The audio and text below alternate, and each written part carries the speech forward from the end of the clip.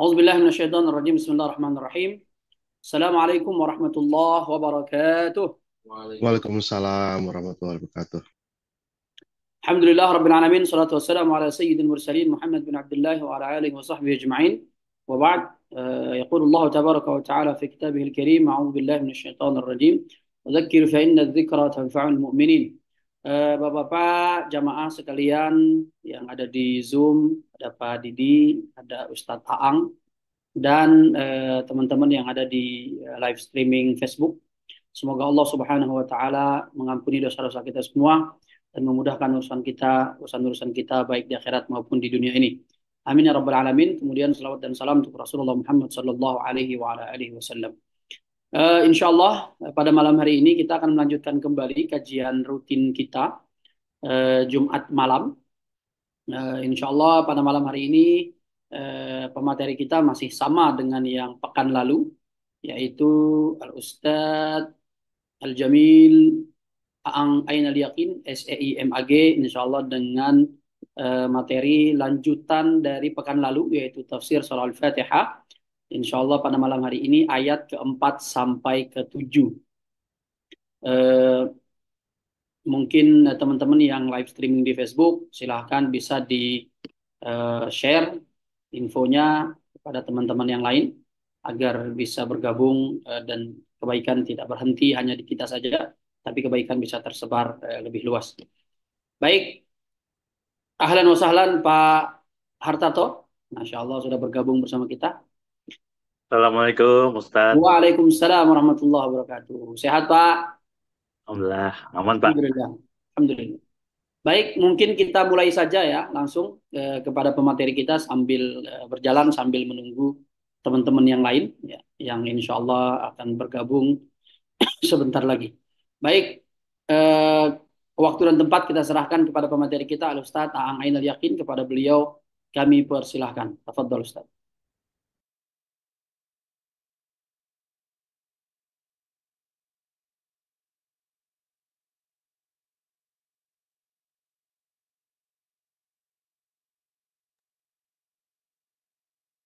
Assalamualaikum warahmatullahi wabarakatuh. Waalaikumsalam warahmatullahi Waalaikumsalam taala warahmatullahi wabarakatuh. wabarakatuh. Bismillahi walhamdulillah wassalatu wassalamu ala rasulillahi amma ba'du.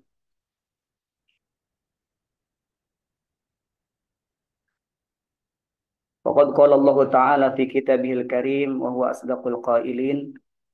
A'udzu billahi as-sami'il 'alim minasy syaithanir rajim. Bismillahirrahmanirrahim.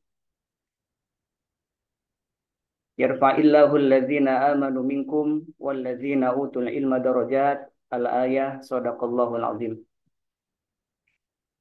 Puji dan syukur marilah sama-sama kita panjatkan kehadirat Allah Subhanahu wa taala yang dengan limpahan rahmat, taufik dan hidayahnya, alhamdulillah kita semua masih diberikan kesempatan oleh Allah Subhanahu wa taala untuk melaksanakan kewajiban kita ya, yaitu diantaranya adalah silaturahim, mempererat ukhuwah Islamiyah.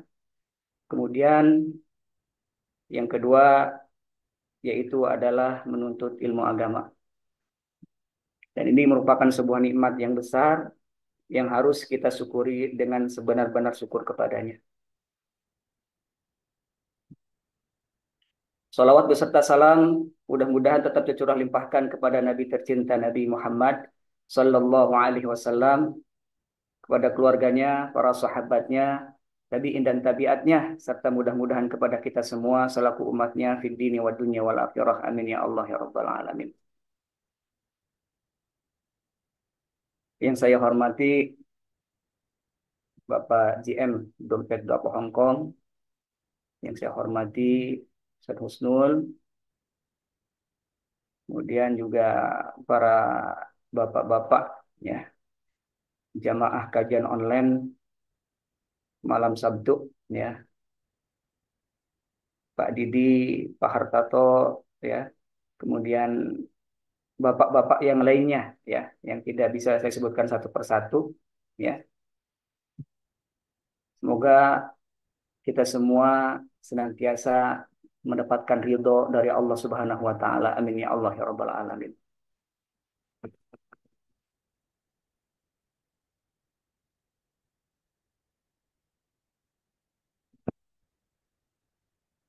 Bapak-bapak yang dirahmati Allah, sebagaimana yang sudah disampaikan, insya Allah pada kesempatan kali ini kita akan melanjutkan pembahasan, ya, pembahasan kajian surah Al-Fatihah. Ya. Kemarin kita sudah membahas ya dari ayat 1 sampai ayat 3. Insya Allah ya pada kesempatan kali ini kita akan melanjutkan ya pembahasannya, yaitu ayat 4 sampai ayat 7. Insya Allah ya mudah-mudahan waktunya cukup. Bapak-bapak yang dirahmati Allah, ya seperti biasa ya sebelum kita melanjutkan kajiannya, ya kita sama-sama tahsin bersama ya, yaitu adalah membaca surah Al-Fatihah ya seperti itu. Ya seperti biasa bapak-bapak ya ataupun para jemaah yang mengikuti kajian ini ya bisa mengikuti ya. A'udzu billahi أعوذ بالله من الشيطان minasyaitonir الرجيم. rajim. Ya, silakan. أعوذ A'udzu بالله من الشيطان الشيطان الرجيم الرجيم. بسم الله الرحمن Bismillahirrahmanirrahim. الرحيم بسم الله الرحمن الرحمن الرحيم الرحيم. Alhamdulillahi rabbil alamin. الحمد الحمد لله لله رب رب العالمين. العالمين Ar-Rahmanir Rahim. الرحمن الرحمن الرحيم. الرحيم Maliki yaumiddin. مالك مالك يوم يوم الدين الدين. Iyyaka na'budu wa iyyaka nasta'in. إياك إياك نعبد نعبد وإياك وإياك نستعين. نستعين Ihdinas siratal mustaqim. اهدنا اهدنا الصراط الصراط المستقيم. المستقيم Siratal ladzina an'amta 'alaihim صراط صراط الذين الذين أنعمت أنعمت عليهم عليهم ghairil maghdubi 'alaihim waladdallin.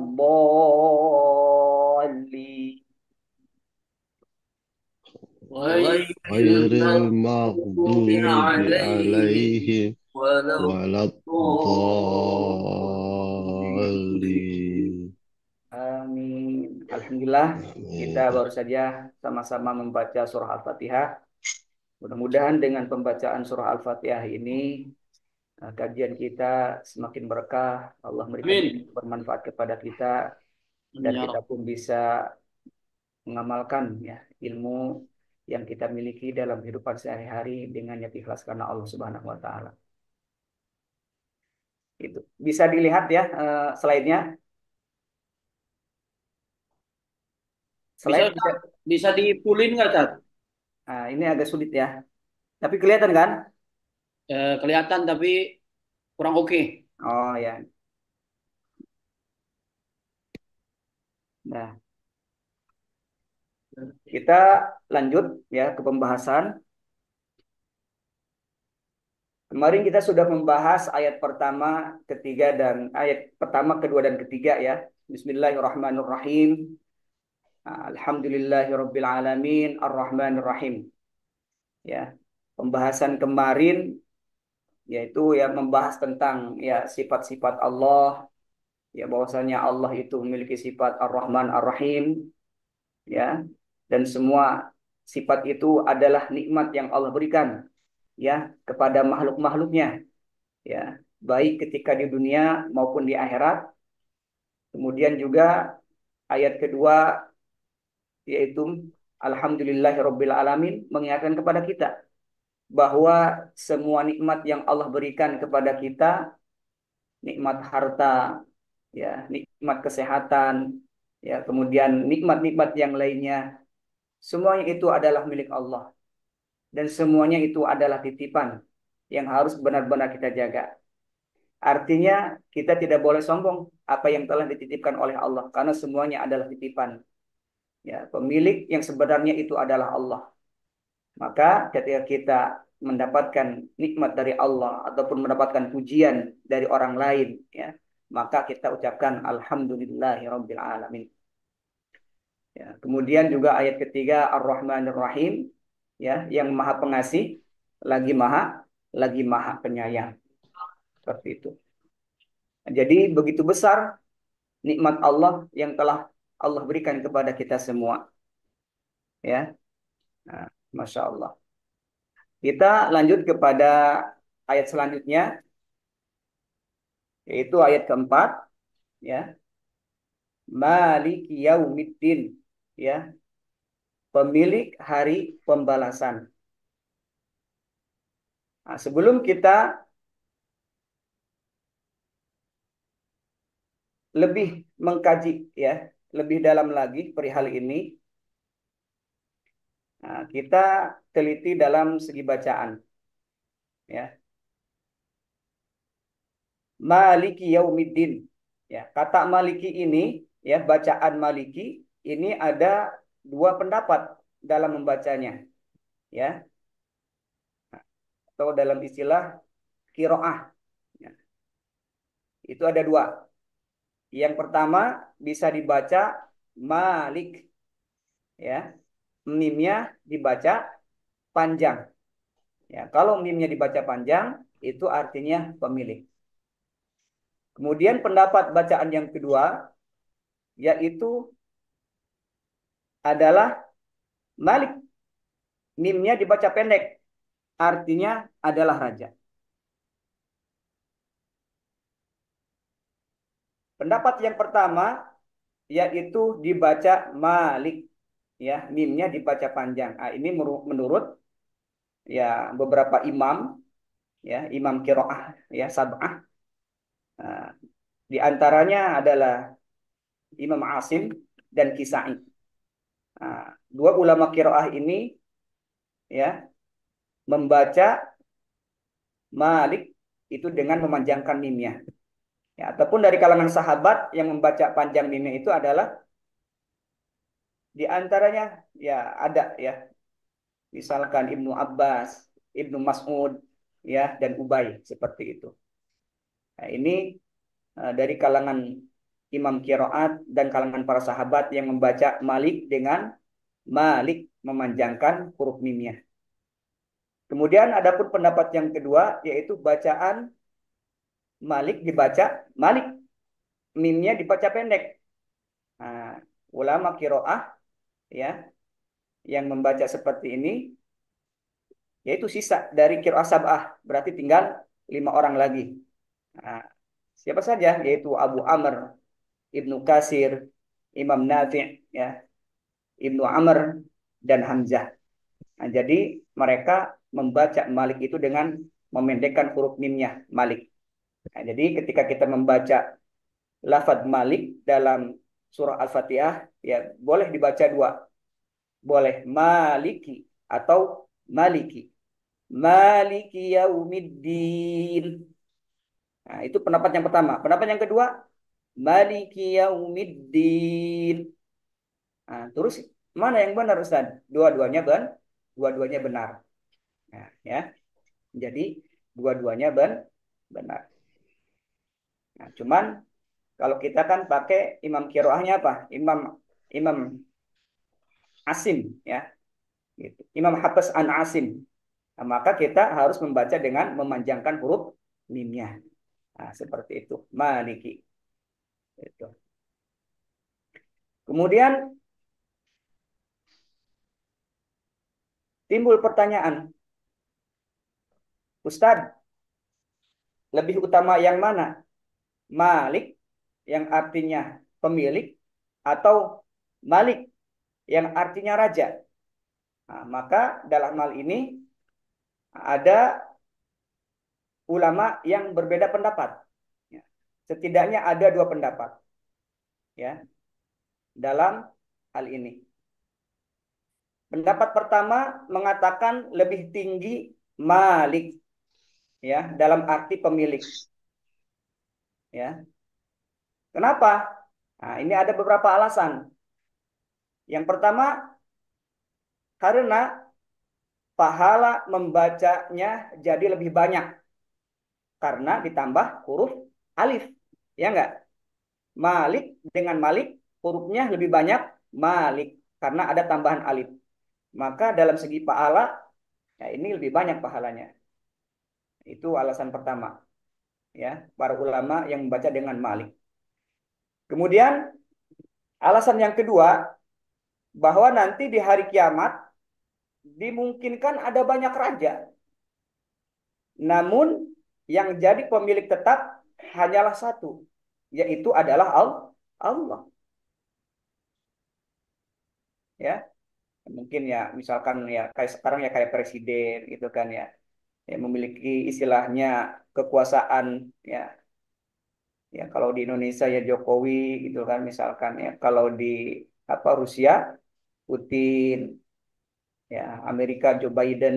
Nah, itu kan istilahnya pemimpin-pemimpin, raja-raja ya, seperti itu. Namun nanti pemilik yang tetap yang sebenarnya cuma satu, yaitu hanyalah Allah Subhanahu wa taala. Kemudian pendapat yang ketiga, ya, pemilik lebih unggul. Kenapa? Karena memiliki hak mutlak, ya, untuk menggunakan sesuatu yang menjadi miliknya. Seperti itu. Ya. Nah, ini beberapa pendapat ya istilahnya beberapa pendapat ataupun alasan-alasan kenapa Malik itu lebih utama daripada Malik ya. Pemilik itu lebih utama daripada raja ya seperti itu. Ada juga ya alasan yang lain ya raja ya kekuasaan bisa kehilangan kekuasaannya dengan digulingkan. Sedangkan pemilik ya tetap jadi pemilik.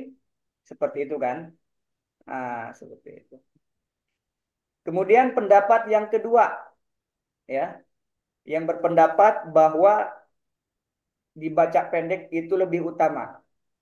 Alasannya ya, pertama ya, ini alasan raja itu lebih utama daripada pemilik ya. Malik lebih utama daripada Malik ya. Pertama alasannya bahwa kalau sekedar jadi pemilik, maka siapapun bisa jadi pemilik.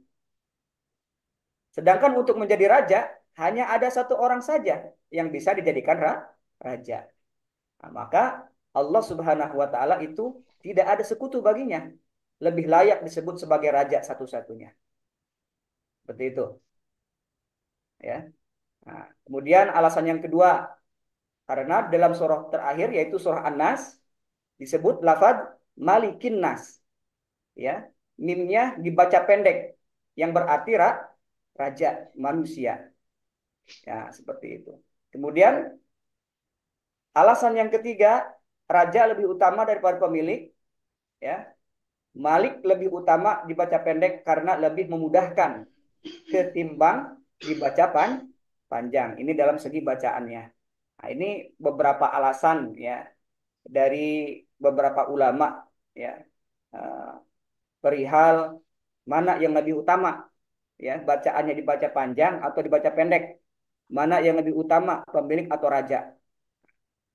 Perlu digarisbawahi bahwa dua-duanya benar ya. Dua-duanya bisa. Boleh dibaca Malik, boleh dibaca Malik. Ini khusus dalam surah Al-Fatihah. Adapun dalam surah An-Nas, para ulama sepakat bahwa lafaz Maliki dalam surah An-Nas itu cuma bisa dibaca satu wajah ya ataupun satu cara yaitu dibaca pendek mimnya Maliki. Nggak boleh dibaca Malikin Nas ya. Jangan. Tapi dibaca Malikin Nas. Seperti itu. Jadi nanti kalau ada yang baca surah Al-Fatihah, ya, bacaan malikinya ada yang baca pendek, Maliki Yaumiddin. Nah, jangan jangan kaget, jangan heran, ya, atau jangan menyalahkan, karena memang ada pendapat ulama, ya, yang membolehkan untuk dibaca pendek lafaz Maliki pada kalimat Maliki Yaumiddin, ya, seperti itu. Baik, kemudian Yaumiddin, ya, kita bahas Yaumiddin. Yaum artinya hari, ya. Ya, hari kan bisa dimaknai dengan hari kan, 24 jam gitu kan. Yaitu diawali dengan terbitnya fajar sampai terbenamnya matahari. Nah, namun para ulama bersepakat bahwa yang dimaksud hari di sini bukan hari yang 24 jam ini, ya, melainkan menunjukkan rentang masa dan keadaan zaman seperti itu. Ya, ini penting. Ya. Kemudian ad-din, ya.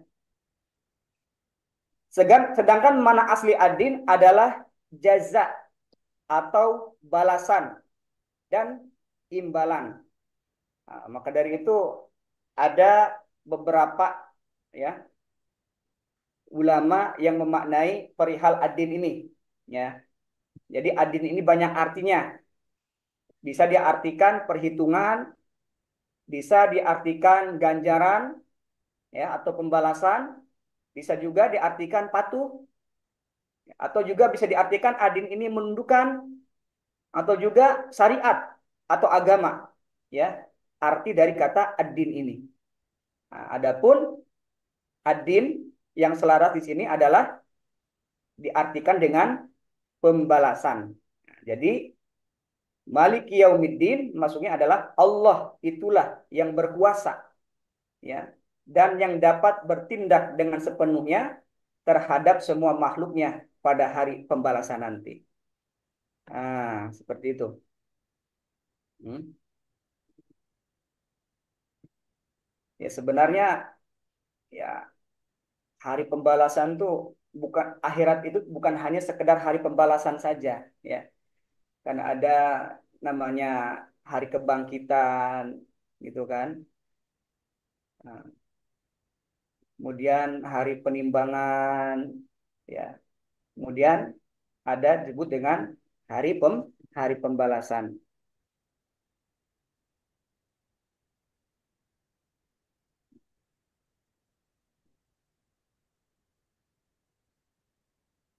Kita ulangi, Maliki Yaumiddin artinya adalah pemilik, ya, hari pembalasan.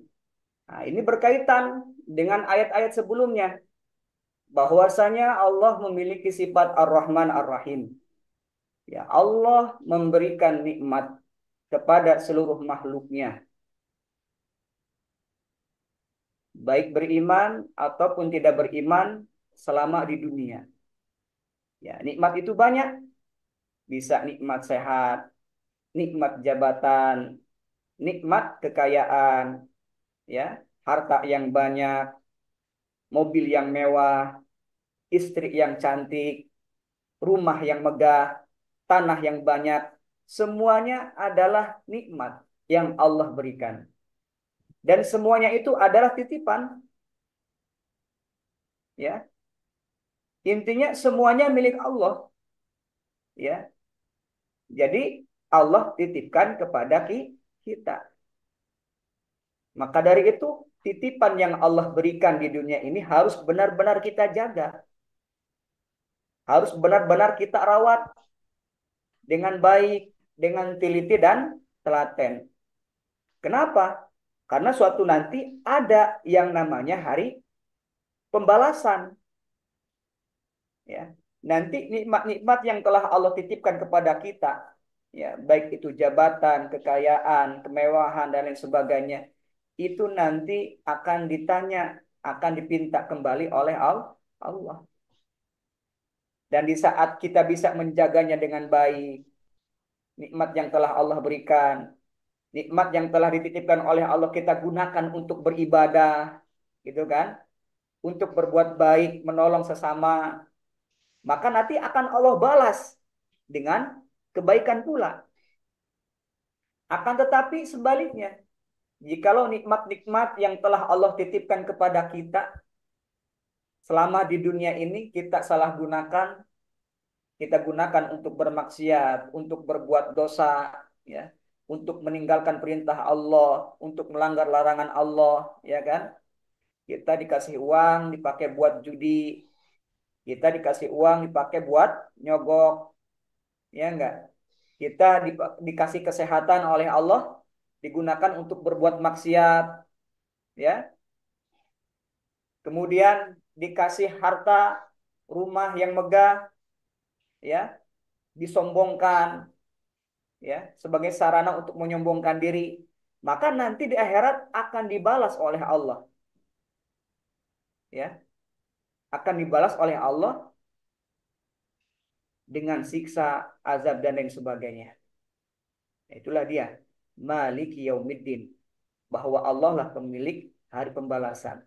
Jadi nanti manusia yang dulu sewaktu di dunia menyombongkan diri, ya, dengan hartanya, dengan kekuasaannya, dengan jabatannya, menyalahgunakan gitu kan jabatan, nanti akan ditanya oleh Allah, akan dipinta pertanggungjawabannya.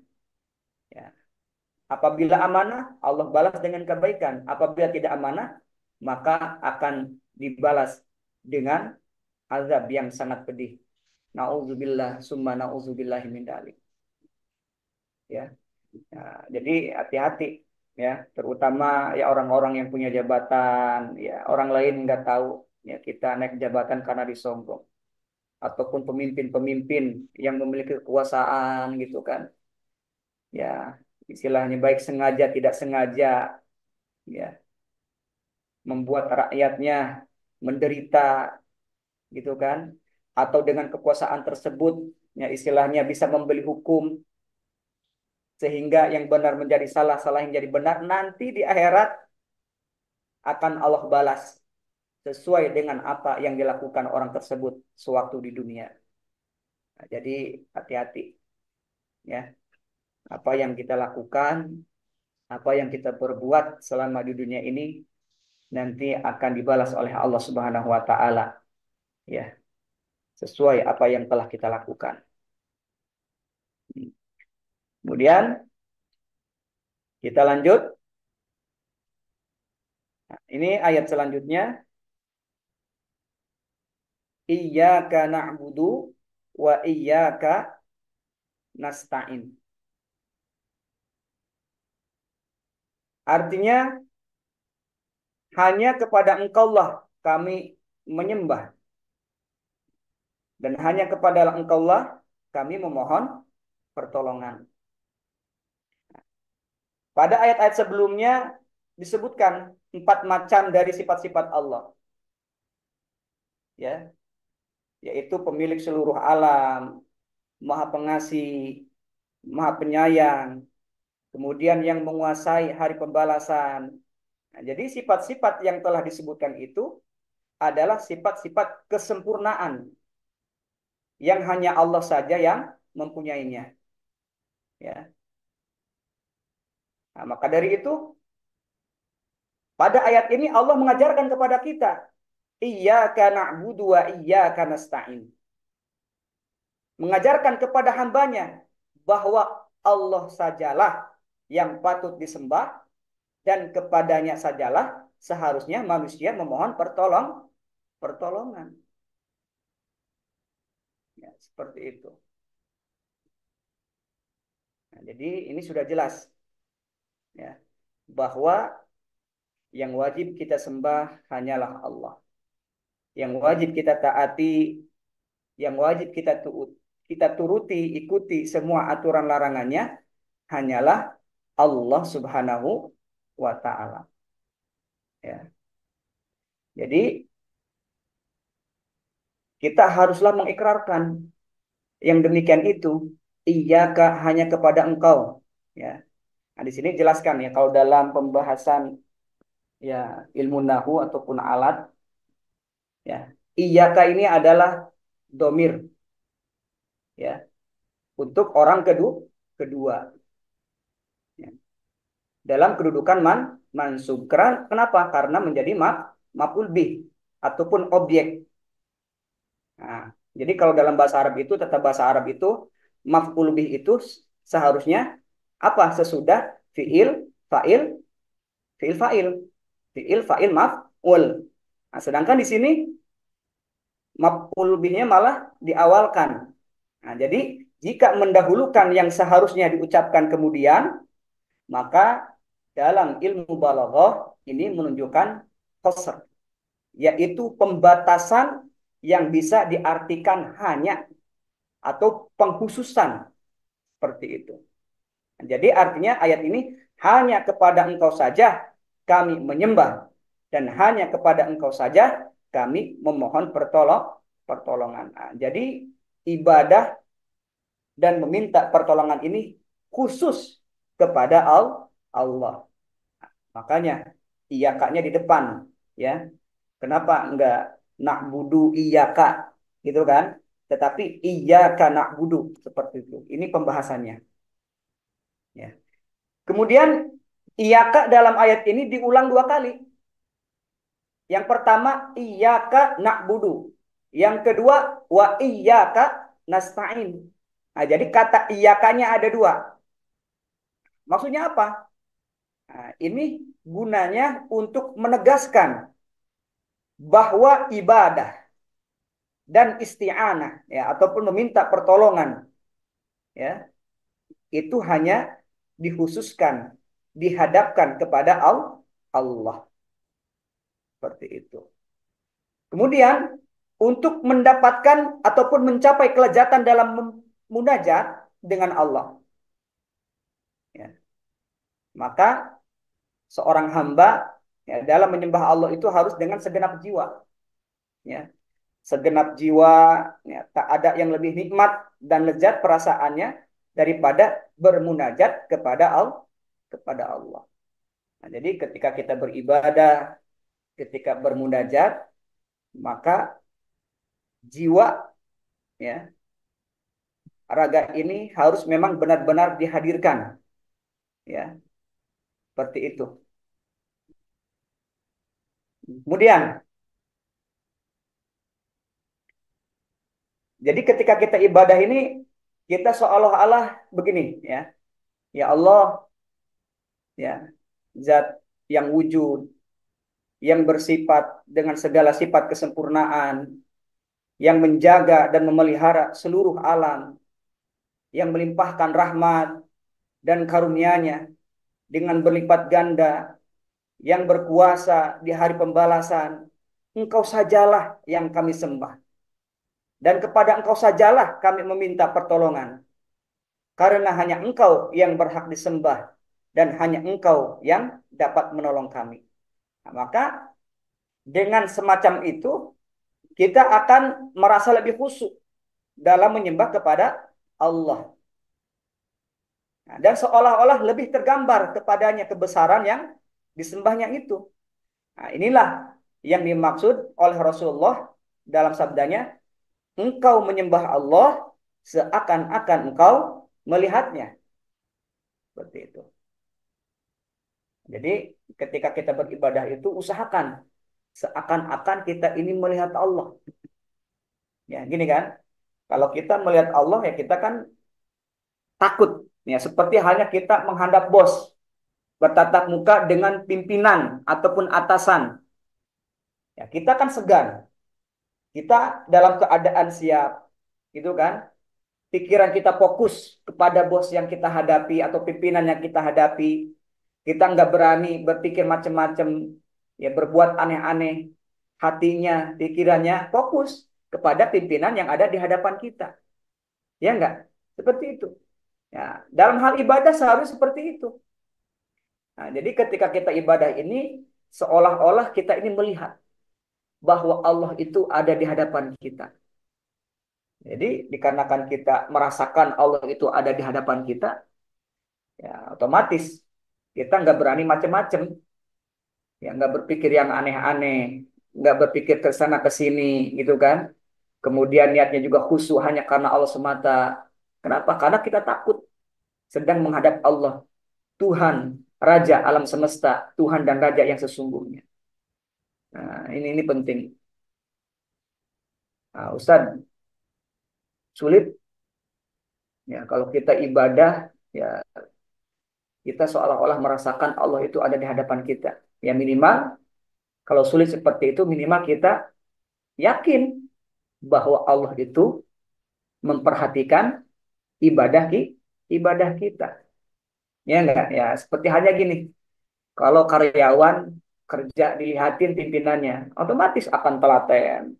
Ya, yang biasanya juga malas ngerjainnya setengah-setengah itu pasti akan rajin, akan teliti, ya sok sibuk dan lain sebagainya. Seperti itu. Kenapa? Karena dilihat oleh atasan. Nah, dalam hal ibadah juga seperti itu. Ya, minimal ketika kita ibadah kita yakin bahwa kita ini dilihat oleh Allah, diperhatikan oleh Allah. Nah, sehingga ya, ya kita teliti dalam ibadah, sungguh-sungguh dalam ibadah, benar dalam ibadah, ikhlas dalam ibadah. Kenapa? Karena ingin melihatkan, memperlihatkan yang terbaik ya kepada Allah Subhanahu wa taala. Ya, gitu. Kemudian dalam ayat ini na'budu ya itu lebih diutamakan ya atau didahulukan dalam membacanya daripada lafaz nasta'inu. Nah, ini maksudnya kenapa seperti itu? Yang pertama, karena menyembah Allah adalah suatu kewajiban manusia terhadap Tuhannya. Ini yang pertama. Kemudian yang kedua, ya, tetapi pertolongan dari Allah kepada hambanya adalah hak hamba itu. Nah, maka Allah mengajarkan kepada kita agar menunaikan kewajibannya terlebih dahulu sebelum ia menuntut haknya. Nah, kerja dulu, baru minta gaji. Kerja dulu, baru minta upah. Jangan sampai kerja aja enggak, ya tiba-tiba minta gaji, minta upah dan lain sebagainya. Ini enggak benar. Nah, jadi Allah ingin mengajarkan kepada kita, iya karena budua, iya karena stain. Ya, ya kalau pengen ditolong sama Allah, sok ibadah dulu yang benar, ya enggak? Sholatnya yang benar, puasanya yang benar, ikhlas, sedekahnya yang benar, ikhlas, yang maksimal. Baca Qur'annya yang benar, yang ikhlas, dengan maksimal. Nah, kalau ibadah sudah dilaksanakan dengan baik, dengan ikhlas, ya kemudian kita minta sama Allah. Maka Allah pun akan memberikan pertolongan ataupun mengabulkan apa yang kita minta. Nah, ini rumus. Ya, kalau rumus doa kita pengen dikabul, diijabah oleh Allah, ini rumusnya ini. Perbaiki dulu ibadah kita, maka Allah akan mengabulkan doa kita. Perbaiki dulu amal baik kita, maka Allah akan mengabulkan apa yang kita pinta. Nah, ini penting. Ini rumus. Ya, ini rumus baku ya. Kayak gitu ya. Kayak orang pengen dapat gaji ya kerja dulu. Kayak orang pengen kenyang ya makan, makan dulu, ya kan? Nah, gitu. Kemudian ayat selanjutnya, ihdinas siratal mustaqim. Tunjukilah kami jalan yang lurus. Ya. Kata ihdi di sini ya, itu bisa memiliki beberapa arti.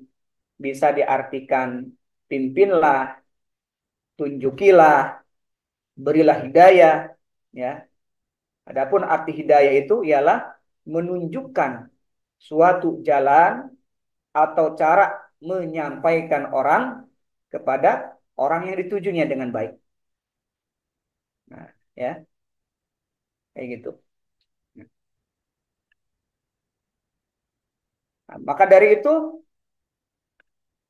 ya, ada ulama yang menjelaskan bahwa hidayah itu ada macamnya. Setidaknya ada 3 macam. Ya, nah, sebagaimana yang dibahas ya oleh Muhammad Abduh. Ya, jadi macam-macam hidayah ya petunjuk. Nah itu setidaknya ada 3. Yang pertama hidayah naluri. Yang kedua hidayah panca indera. Yang ketiga hidayah akal ataupun pikiran. Ya. Nah, yang pertama hidayah naluri.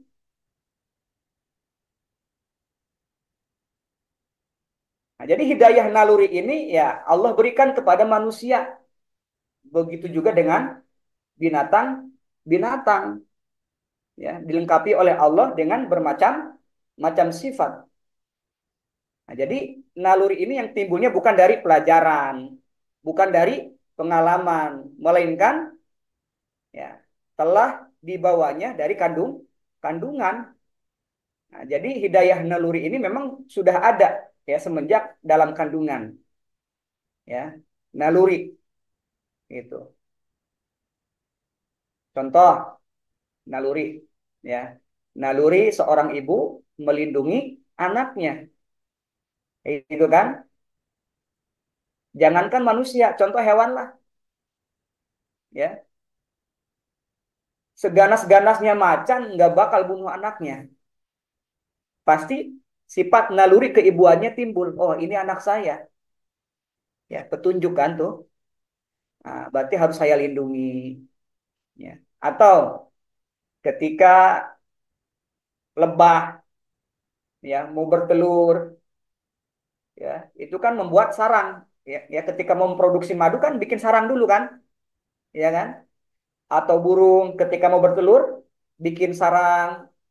Ya, kemudian juga laba-laba ya membuat jaringnya ya sebagai tempat tinggalnya.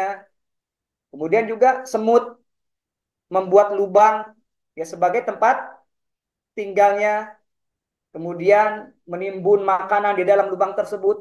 Itu adalah hidayah naluri. Ya.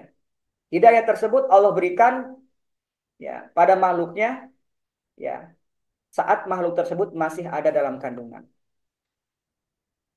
Kemudian yang kedua hidayah panca indera. Ya. Nah, nah, ini saya jelaskan hidayah panca indera. Kenapa? Karena naluri itu sifatnya belum pasti. Sebagaimana disebutkan di atas. Maka ia belum cukup untuk jadi hidayah. Jadi bagi sebagian manusia yang ada di dunia dan di akhirat kelak. Maka dari itu manusia dilengkapi oleh Allah Subhanahu wa taala dengan panca panca indera. Ya, seperti itu. Nah, panca indera itu sangat besar perannya terhadap pertumbuhan akal dan pikiran manusia. Nah, panca indera itu apa aja? Mata, ya, lidah untuk merasa, mata untuk melihat, ya kan? Kemudian kulit ya untuk meraba, ya, kemudian telinga untuk mendengar. Nah, ya enggak? Kayak gitu. Kan nggak heran kan? Ya misalkan orang masuk Islam dapat hidayah lewat baca indranya, dengar azan. Hayya 'alas shalah. Orang muslim dengar azan, tiba-tiba dapat hidayah lewat pendengarannya dengan mendengarkan azan. Nah, itu ya. Seperti itu. Ada juga lewat panca inderanya dia membaca Quran gitu kan, meneliti gitu kan. Oh, ternyata Al-Quran ini tidak sesuai yang diucapkan oleh orang-orang non-Muslim. Ya, ternyata Al-Quran ini penuh kebenaran, gitu kan? Penuh kasih sayang dan lain sebagainya. Isi yang ada dalam Al-Quran ini. Nah, makanya melalui panca indera tersebut, ya, dengan membaca akhirnya hidayah masuk. Akhirnya pun dia masuk Islam seperti. Kemudian yang ketiga hidayah akal, ya, hidayah akal. Nah, jadi akal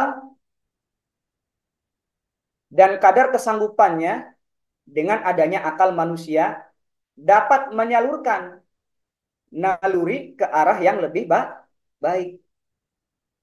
Kenapa? Karena agar naluri itu menjadi sumber bagi kebaikan, ya, dan dapat membetulkan kesalahan-kesalahan panca inderanya, membedakan yang buruk dengan yang baik. Nah, jadi memang saling berkaitan antara naluri panca indera dan akal pikiran, kayak gitu kan. Kayak gitu. Jadi misalkan kita mendapatkan informasi dari orang, ada dua informasi, yang satu bilang A, yang satu bilang B. Otomatis akal berpikir, ini yang benar yang mana, gitu kan?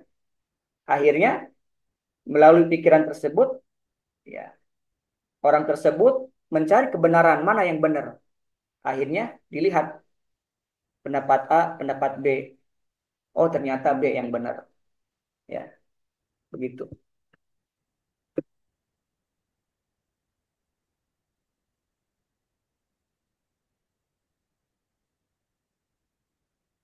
Nah, kita lanjut,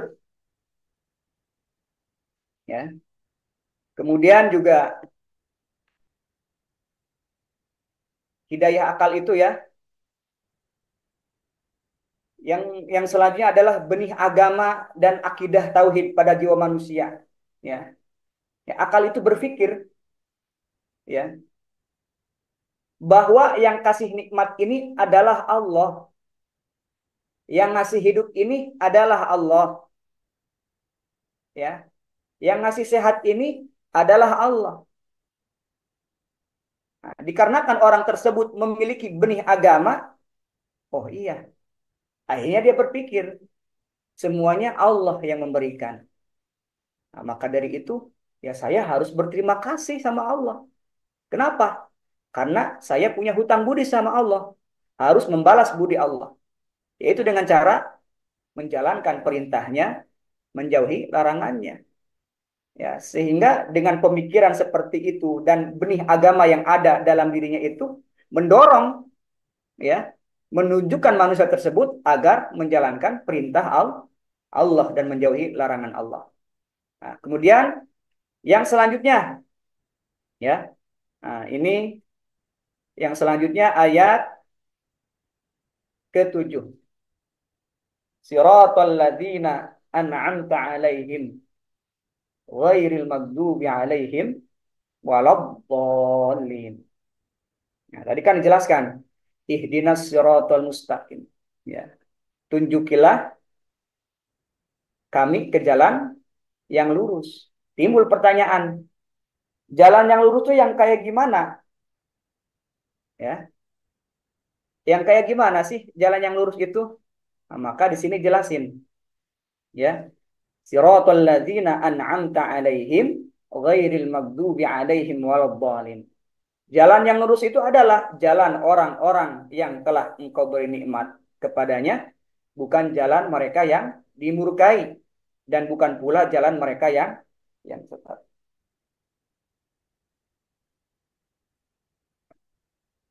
Setelah Allah Subhanahu wa taala mengajarkan kepada hambanya, ya, kepada kita untuk memohon agar selalu dibimbingnya, ya, menuju ke jalan yang benar, menuju ke jalan yang lurus, ya. Maka pada ayat ini Allah menerangkan apa jalan yang lurus itu. Ya, tadi jelasin bahwa jalan yang lurus itu adalah jalannya orang-orang yang telah engkau beri nikmat kepadanya. Bagaimana yang telah kita ketahui, sebelum Al-Quran diturunkan, Allah telah menurunkan kitab-kitab sucinya yang lain. Ya, Taurat, ya, Injil, Jabur, kemudian Al-Quran. Ya, seperti itu. Kemudian sebelum Allah mengutus Rasul Muhammad, Allah mengutus Rasul-Rasul yang lainnya. Kayak gitu. Kemudian di antara umat-umat yang terdahulu juga terdapat nabi-nabi. Siddiqin, ya, yang membenarkan Rasul dengan jujur, patuh. Nah, ada para syuhada yang telah mengorbankan jiwa, harta untuk kemuliaan agama Allah, ya, membuat kebajikan dan menjauhi larangan-larangan Allah. Ya. Maka itulah contoh orang-orang yang mendapatkan nikmat dari Allah, yaitu orang yang senantiasa melaksanakan, mengikuti apa yang telah diperintahkan oleh Allah, apa yang telah dicontohkan oleh Nabi. Intinya taat dan patuh kepada syariat Islam ataupun perintah Allah dan Rasulnya. Maka orang-orang itulah yang akan mendapatkan nikmat. Nah, adapun sebaliknya, orang-orang yang akan dimurkai oleh Allah, ya, orang-orang yang sesat, yaitu dia. Udah datang perintah Allah, mereka tidak melaksanakan. Nabi sudah mencontohkan, dia tidak ikuti. Apa yang dilarang, mereka langgar. Ya kan? Nah, ada yang menentang nabi-nabinya, bahkan sampai membunuh nabi dan rasulnya. Itu kan? Maka orang-orang semacam itu adalah orang-orang yang dimurkai oleh Allah. Dan mereka adalah orang-orang yang sesat. Nah, jadi itu, ya,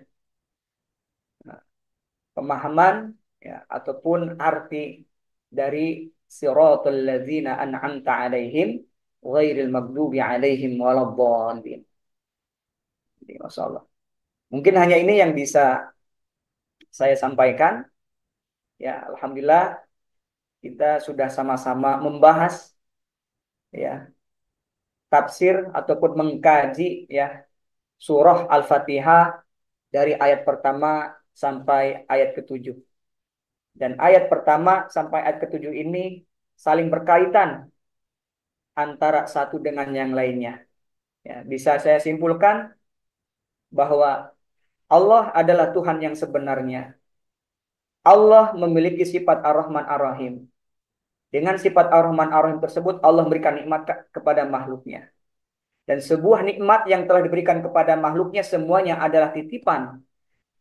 Dan suatu saat nanti akan dipinta pertanggungjawaban.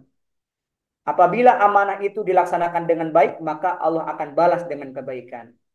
Apabila amanah tersebut, ya, dilanggar, tidak dijaga dengan baik, tidak dilaksanakan dengan baik, maka Allah akan balas dengan azab ataupun siksanya yang sangat pedih.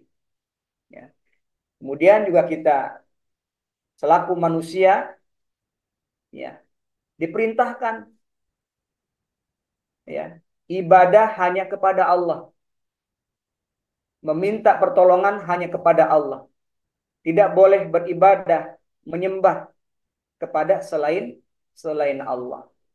Kemudian Allah juga mengajarkan, ya, kalau pengen ditolong, benerin dulu ibadahnya, perbaiki dulu ibadahnya, maka Allah akan tolong. Kemudian Allah akan memberikan petunjuk, ya, kepada orang-orang yang telah melaksanakan kebaikan.